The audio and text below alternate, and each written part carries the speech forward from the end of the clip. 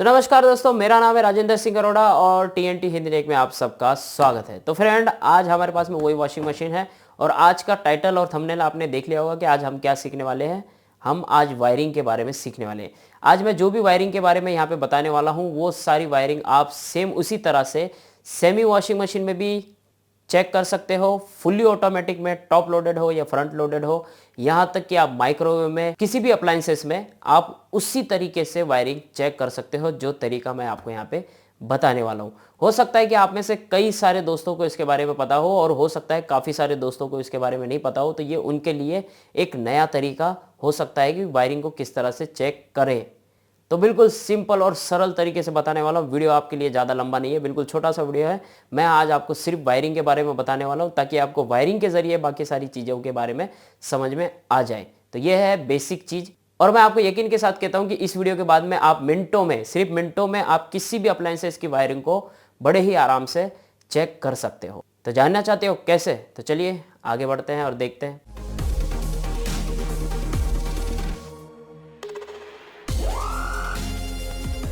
TNT Hindi tech. तो दोस्तों ये देखिए, ये है हमारे वॉशिंग मशीन का ऊपर वाला फ्रंट, क्योंकि ये टॉप लोडेड है तो टॉप का हमारा ये पूरा फ्रंट।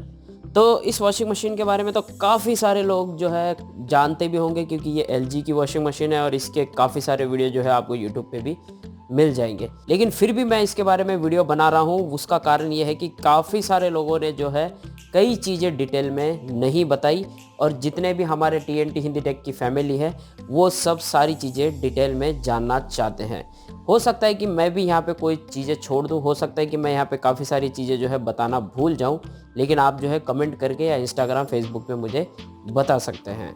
तो चलिए मैं अब आपको यहाँ पे आज जो मैं आपको इम्पोर्टेंट चीज़ बताने वाला हूँ वो है कि इसके कनेक्शन आप किस तरह से रेक्टिफाई कर सकते हैं, मतलब कि कौन सा कनेक्शन कहाँ से कहाँ तक जा रहा है वो आप कैसे ढूंढ सकते हो, वो सिंपल तरीका।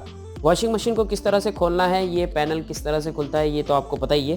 पेच लगे हुए होते हैं, ब्रैकेट में अटका हुआ होता है और उसे उस ब्रैकेट से निकालने के लिए ऊपर इस तरह से खोल देना होता है। तो मैंने ऑलरेडी सारे खोल रखे हैं, इसलिए मैंने ये खोल दिया पहले से ही। इसे हम साइड में रख देते हैं। ये वाला जो फ्रंट होता है इसमें ये यहाँ पे कैप लगा हुआ होता है, जिसके वजह से ये पता नहीं चलता कि इसके स्क्रू कहाँ पे है। तो ये कैप आपको यहाँ से हटाने हैं किसी सुई या नोकीली चीज़ से, और उसके बाद में यहाँ के और यहाँ के पेच आपको खोल देने हैं और इसे आप आराम से यूँ उठा सकते हैं। ये देखिए, तो ये रहा हमारा यहाँ पे पीसीबी बोर्ड। तो देखिए यहाँ पे मैं आपको सिर्फ और सिर्फ कनेक्शन के बारे में बता रहा हूँ, बाकी की सारी डिटेल जो है स्टेप बाय स्टेप एक एक वीडियो में देखने वाले हैं। तो चलिए मैं आपको बता देता हूँ कि यहाँ पे आपको कोई भी कनेक्शन, जैसे इसका कनेक्शन हो, इसका कनेक्शन हो, या मेन वाली जो वायर हो इसका कनेक्शन हो, या नीचे जो मोटर जा रही है उसका कनेक्शन हो, वो आप किस तरह से ढूंढ सकते हैं बिल्कुल मिनटों में। ज़्यादा टाइम नहीं लगेगा, सिर्फ मिनटों में। चलिए मैं फटाफट बता देता हूँ। देखिए आपके पास में अगर इस तरह का मल्टीमीटर है तो आप इस मल्टीमीटर में क्या करेंगे, कॉन्टिन्यूटी वाले को सेलेक्ट करेंगे। उसके बाद में आपको इसमें एक बीप साउंड सुनाई देगा। देखा, ये है कॉन्टिन्यूटी चेक करने का। यदि आपके पास में इस तरह का मल्टीमीटर नहीं है तो आप इस तरह का कॉन्टिन्यूटी टेस्टर भी ले सकते हैं। देखिए इसमें लाइट जलती है, जिससे आपको बता देगा कि यहाँ से यहाँ तक की जो वायरें आ रही है या नीचे वायरें जो जा रही है उनके कनेक्शन कौन से है। मैं नीचे का सेक्शन नहीं बताऊंगा, ये मैं आपको यहाँ ऊपर का ही सारा सेक्शन बताने वाला हूँ। तो देखिए यहाँ पे आपको कलर बाय कलर से भी पता चल जाएगी कि कौन सी वायर कहाँ पे लग रही है। लेकिन फिर भी कई चीज़ें हैं आपको यहाँ नहीं पता चलेगी, जैसे कि यहाँ पे फेस की वायर और न्यूट्रल की वायर आपको यहाँ नहीं मिलेगी, क्योंकि यहाँ पे जो फेस और न्यूट्रल है वो लाल और काला होता है। लेकिन आप यहाँ देखेंगे तो यहाँ पे जॉइंट हो रखा है, काला ये रहा, और यहाँ पे एक सफ़ेद कलर जुड़ा हुआ है लाल के साथ में, जो कि फेड होकर के ये भी सफ़ेद हो गया।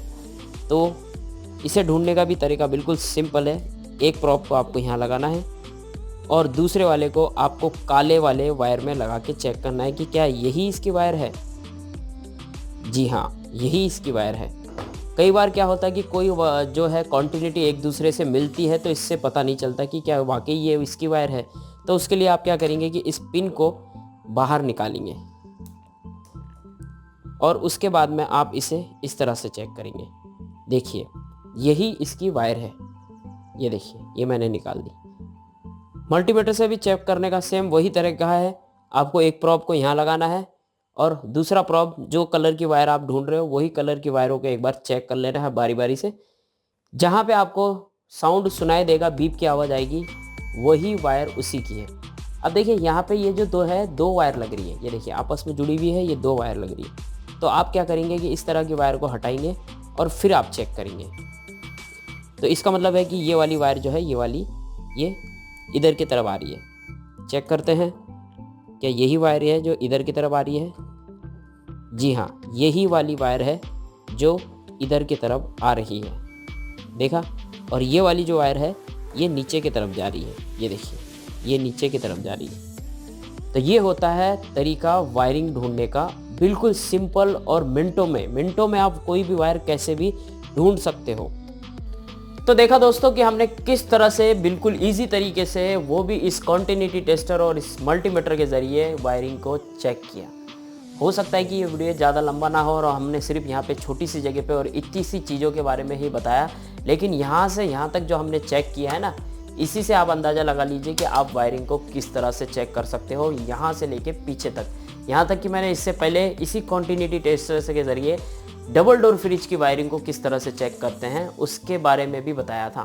तो यहाँ पे मुझे अब जो है किसी भी वॉशिंग मशीन का या कोई भी वॉशिंग मशीन का आपको डायग्राम देने की ज़रूरत नहीं पड़ेगी। ये मैं आपको दावे के साथ कहता हूँ कि अगर आपने इसके ज़रिए वायरिंग को चेक कर लिया ना, तो आपको कोई भी डायग्राम की ज़रूरत नहीं पड़ेगी, चाहे वो वॉशिंग मशीन हो या फ्रिज हो या आपका माइक्रोवेव हो या आपका स्प्लिट एसी या विंडो एसी क्यों ना हो।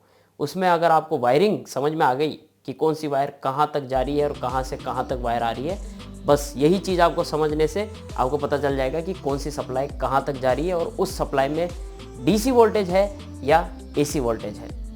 अब डीसी और एसी वोल्टेज कैसे चेक करना है उसके बारे में तो आपको पता ही है कि मल्टीमीटर के जरिए आप एसी और डीसी वोल्टेज को चेक कर सकते हो कि उसमें कौन सी सप्लाई आ रही है। तो उम्मीद है ये वीडियो आपके लिए काफ़ी हेल्पफुल रहा होगा और उम्मीद है ये वीडियो में आपको कुछ नया सीखने को मिला होगा। और हो सकता है कि काफ़ी सारे लोगों के लिए ये नया ना हो, क्योंकि जिन्हें आता है, पहले से ही आता है, ये उनके लिए नया नहीं होता। लेकिन जिन्हें नहीं आता है वो इस चीज़ को देखने के बाद में ये नया तरीका समझते हैं। क्योंकि जिनके पास कोई चीज़ होती है तो वो चीज़ उनके लिए बड़ी नहीं होती, लेकिन जिनके पास में कोई चीज़ नहीं होती, वो चीज़ उनके पास अगर आ जाए तो वो चीज़ उनके लिए बड़ी होती है। Thank you so much watching this video. मिलते हैं अगले वीडियो में कुछ और नया लेकर के, कुछ और इंटरेस्टिंग लेकर के। तब तक के लिए अपना ख्याल रखेगा। जय हिंद।